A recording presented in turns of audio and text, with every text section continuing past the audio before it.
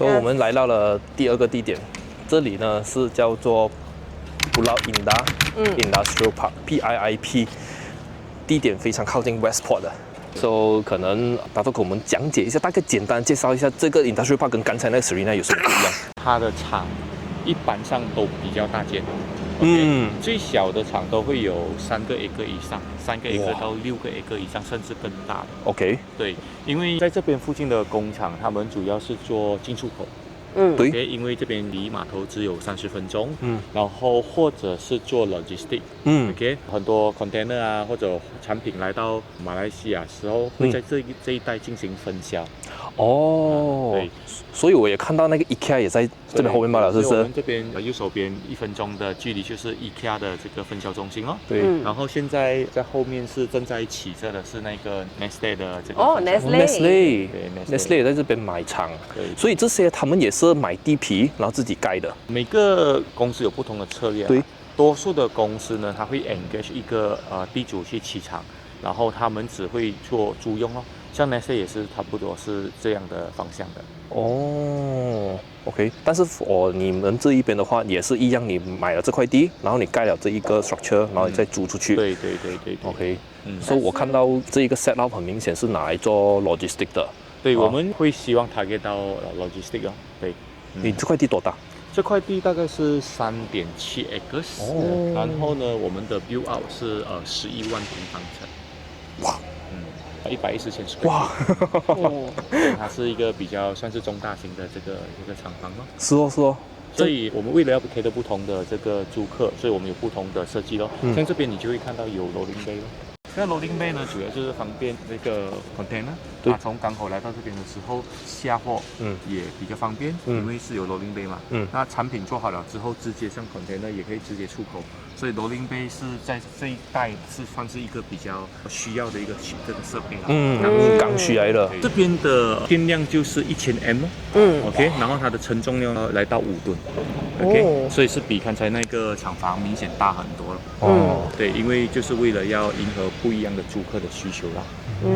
所以比如说 logistic 一方上他们会需要做这个 rack stacking rack 那些，对，还有那些搬货的。重量对他们来讲是一个需求啦。然后我们也需要更大的电量咯。然后这边我们是做了8个 loading bay。哇 ，OK，so that 他们的这个上下货的这个速度会更加快。这个你买了多久？所以这片地是在2023年的12月份我们买的咯。当时我们买的价钱是1方尺88块。OK，然后我们12月份买的时候，我们就经过3到4个月的这个转名手续，之后我们就开始竞图。OK， 竞图大概是半年左右，所以在这2024年的10月份我们就开始动工。所以到今年2025年的这个现在是8月份嘛，已经是差不多90多%已经是完工了。是，所以我们会在下个月拿到CCC。这边的租金呢，大概是在1方尺2块钱左右。好了，这个 build out 是在110千，所以1个月的租金大概是220千左右。对，了解。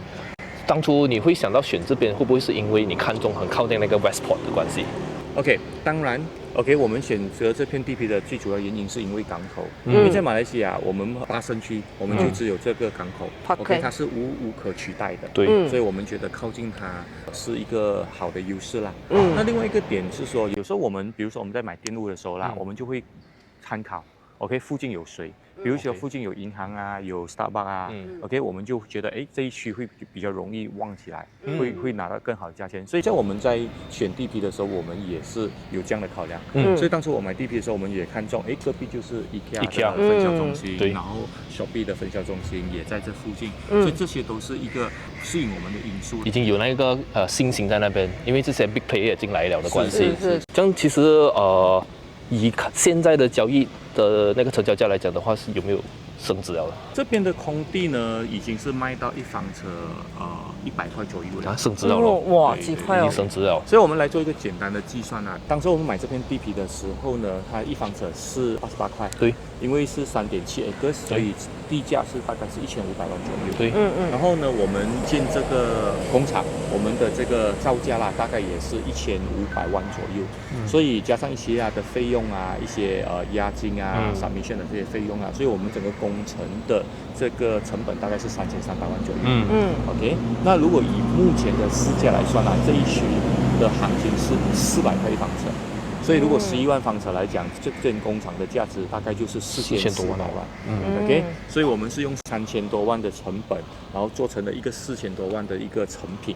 所以这边的增值大概是有着30%左右。哇，几厉害！短短时间罢了。是哦，对，大概是2年的时间。不过当时候你讲你2023年买嘛，那个时候应该是刚刚过完疫情哦，那时候你又有那个信心进来这一边。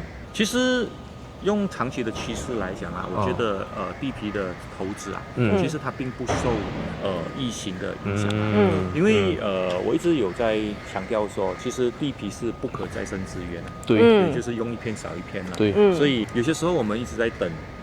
地皮跌价的话，可能往往我们等不到一个入场的时机。因为我也看到近几年Pulau Indah这一个工业区的活动量好像一直在增加，是吗？比起以前的话，据我所知，因为我也是做了一些功课啦，这一边的发展商也是有斯兰沃政府 backup 着的，是吗？对，其实呢，真的是很感谢我们的州政府，还有我们国家政府。那我们的政府呢，其实不断的在拉外资。可以吸引更多外资来到马来西亚设厂，然后投资，提供更多的这个就业机会。那这跟马来西亚的大方向是一致的，所以我们也是利用这波这个长期的趋势 ，OK， 跟政府的方向一致，这样子我们在这方面就有优势了。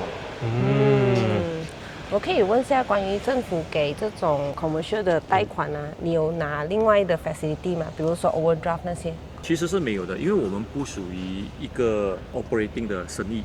对。那比如说 ，OK， 有一些朋友他租了厂之后，他做了一些生意，OK， 是跟国家的这些政策是同方向的，像可能你可以跟政府拿一些grant 啊或者贷款。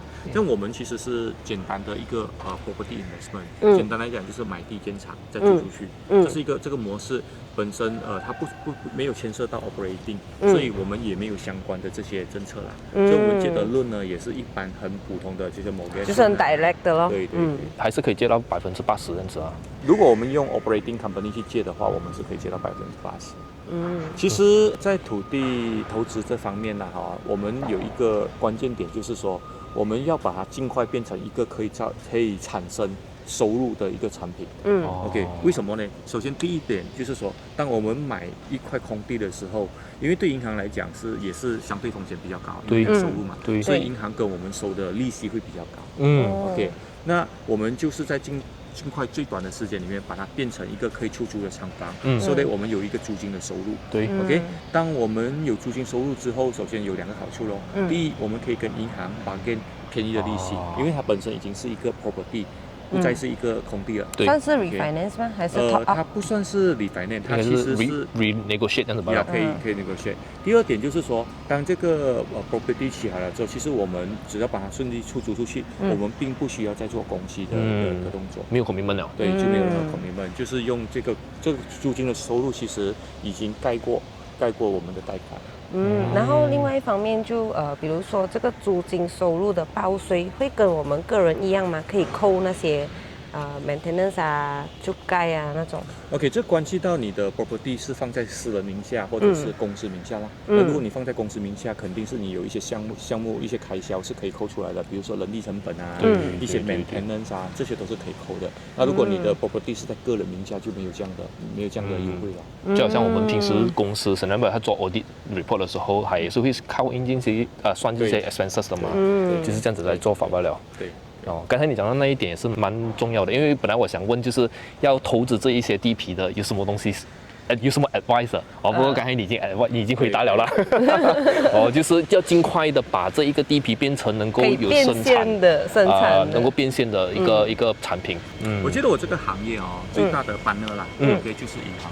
OK， 如果我们可以跟银行合作的话，那我们需要出的成本就相对来说就低很多了。对，所以我们很重要的一件事情，我们就是要证明给银行看我们的这个还款能力。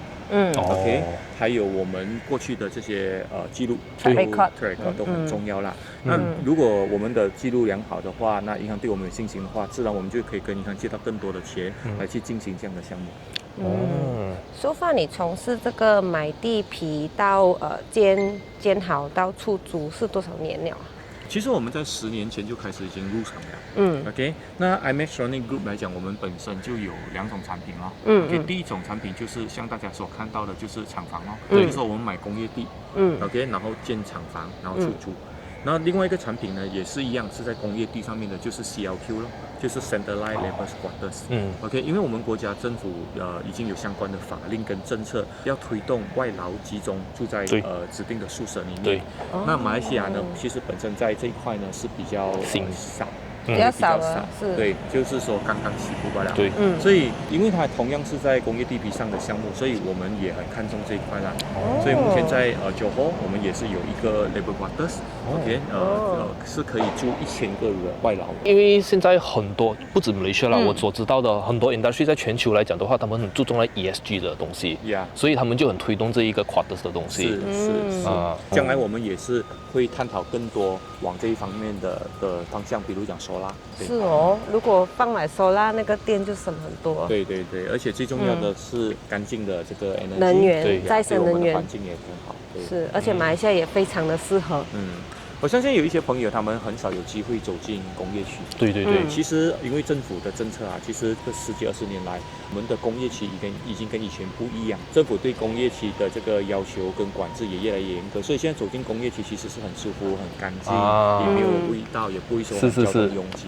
这些都是我们政府的努力的成果啦。这样，你对马来西亚的这些工业的 industry 这个领域啦，你对它有什么未来有什么展望吗？你希望它会有带我们马来西亚去到什么方向啊，还是什么这样？有什么期望这样子吗 ？OK， 我觉得工业啊，它是马来西亚很重要的一个命脉之一了。对，OK， 它除了吸引外资，带给我们国民更多收入之外，也制造了很多就业机会、生意的机会。那我们从这些外资来到马来西亚设厂 ，OK， 我们除了可以学到更新的技术。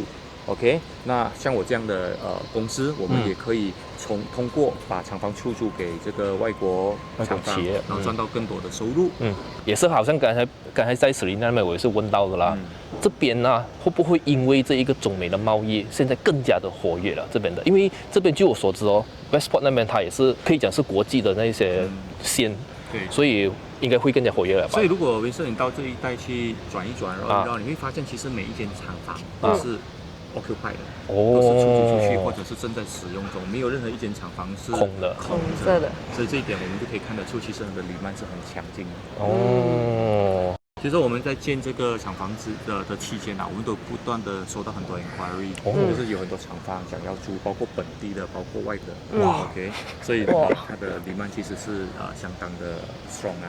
这样也是啊，因为刚才我们来的时候哦，可是highway要进德罗宫那边都已经塞车了，然后进到来这边也是正在塞车着的，所以我才就是跟他们讲，哇，其实马来西亚的经济其实还蛮不错的，我是觉得啦，因为大家要来自己亲眼看一看这边的活动，你就知道这边的活动量是有多么的健康啊。这个我也是想要带出这样的信息啦。然后我个人觉得啦，其实马来西亚政府也是一步在进步当中，可是很多事情还是需要一点时间来反映出来，所以我们要更加的耐心，更加的乐观，去面对马来西亚的这些前景哦。很好哎，今天这一集的 content 哦，希望屏幕前的你们有一点收获啦哦，也是希望借这一个这样子的 content 这样子的机会，带你们走入这一个工业的这一个 industry。给你们看看马来西亚到底是在做的什么东西哦。对，这个的 contract 也是3年这样renewal。对，如果我们这个厂房，我们最少会要求3年。其实坦白讲，谈到租金这一块，因为本身有能力租这样大型的厂房啊，他们这些租客都是比较solid。对，所以我们其实很少，可以讲几乎没有目前还没有啦做租金的问题了解。在他们整间公司的运作的开销里面，租金其实是很小的一部分。这样也是，对，这样也是。了解，可能他们在运作这间工厂的时候，电费反而是租金的几倍。对呀，用很多电的这些。了解。So 今天这一集的视频大致上就到这里了。好，So 还是一样再一次的感谢大多宝贵的时间，然后科普我们学习这个东西。对，希望屏幕前的你们有所收获啦。记得 subscribe 我们的 YouTube channel， 然后有什么问题的话，也欢迎在评论区那边留言，我们一起讨论交流一下啦。记得 subscribe 我们的 YouTube channel， 我们下一个 video 见啦，拜拜。拜拜。